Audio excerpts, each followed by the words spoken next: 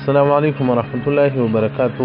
محترم څنګه کړی دی چې د کافر څخه غلا کول، محترمه د کافر څخه غلا کول دا یو عظیم جرم دی، ځکه فقهای کرام وایي د کافر څخه مال غلا کول دا ډېر غټ جرم دی، ځکه وخصومته اشد دا د ده دښمني په ورځ قیامت چې تا سره خصومت و دعوه کوي دا ډېر سخته ده.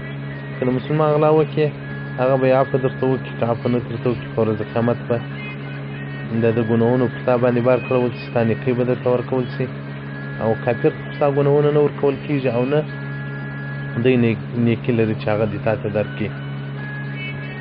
والکافر لا یأخذ من الحسنات ولا ذنب لدابة، نو دغه رنګه دې پر حیوان ظلم نه کوي.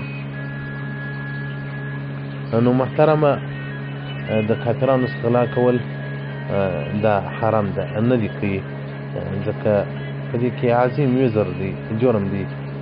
مسلمان خپله یو وخت عفو وکړي، کافر عفو هم نه کوي. توانبي چې جلد 2 صفحه 238. والسلام علیکم ورحمة الله وبرکاته. السلام علیکم ورحمة